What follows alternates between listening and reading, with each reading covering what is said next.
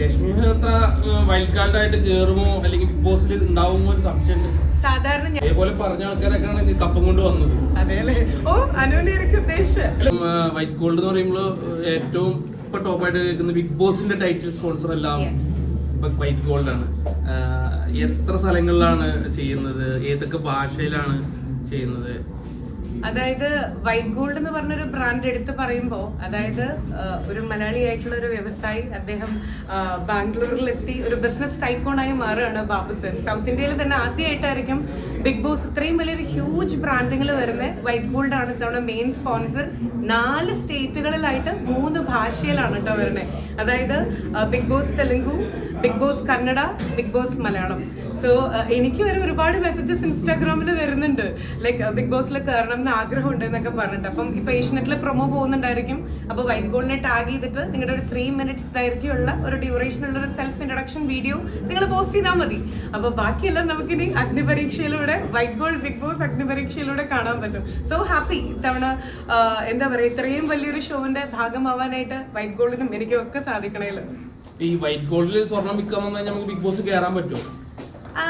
അങ്ങനെ നമ്മൾ ഒരിക്കലും ഒരാളെ ബുദ്ധിമുട്ടിക്കാൻ പാടുള്ളൂ. ഇപ്പൊ സ്വർണം കയ്യിലില്ലാത്തവരാണെന്നുണ്ടെങ്കിൽ, പക്ഷെ ബിഗ് ബോസിൽ കയറാൻ ആഗ്രഹം ഉണ്ടെങ്കിൽ സ്വർണം വിറ്റാലേ വരാൻ പറ്റുള്ളൂ എന്ന് പറഞ്ഞാൽ അത് ഞങ്ങൾ ചെയ്യണ മോശമായിട്ടുള്ള ഒരു പ്രവൃത്തി ആയിരിക്കില്ലേ? അങ്ങനെ നമ്മൾ ഒരാളെ ആഗ്രഹമുണ്ടോ, നിങ്ങളുടെ ടാലന്റഡ് ആണോ, നിങ്ങൾ മറ്റുള്ളവരിൽ നിന്ന് എന്തെങ്കിലും നിങ്ങൾക്ക് സ്പെഷ്യാലിറ്റി ഉണ്ടെന്നുണ്ടെങ്കിൽ തീർച്ചയായിട്ടും നിങ്ങളുടെ കഴിവിനെ അംഗീകരിക്കുന്ന ഒരു വേദിയായിരിക്കും.